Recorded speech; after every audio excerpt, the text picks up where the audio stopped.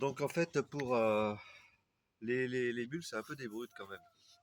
Ah, moi aussi, des fois, quand je plonge les sacoches, il faut que je fasse attention. Mais enfin, on a eu beaucoup de casses et on voulait faire des caisses ou trouver un système. Et puis, Paul de Barros nous a suggéré, donc celui qui a fait les sacoches, hein, il nous a suggéré d'utiliser des bidons. Effectivement, c'est pas idiot. Donc, on a un bidon de ce style-là qui est fermé. Donc, on perd un peu de place dans la sacoche, mais pas tant que ça, surtout qu'on peut mettre des choses au-dessus éventuellement.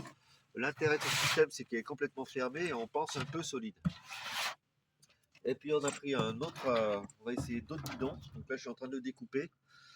Donc il est un peu plus grand. Par contre, eh ben, le bord va être flexible, on va voir ce que ça donne. Et ça nous permet quand même à la fois d'avoir quelque chose d'un peu plus étanche que les sacoches, parce qu'elles ont des trous au fond. Et puis bah, qu'on ne voit pas sur la bouchée. Mais toujours est-il qu'elles ne sont pas très étanches. Et puis surtout de protéger un peu des chocs, parce que impossible de transporter des œufs, du miel ou des choses comme ça. Le miel c'est un peu lourd. En plus, quand vous avez le pot qui s'ouvre, c'est terrible. Ils arrivent même à nous casser des boîtes de conserve. Une fois, tout sentait le maquereau, etc. Donc l'idée, ça, c'est de protéger un peu.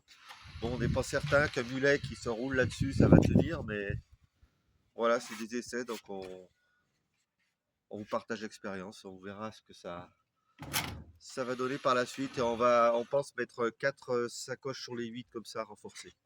Et on verra à l'usage. L'intérêt, c'est que c'est très facile à changer ou à enlever. Voilà, merci beaucoup.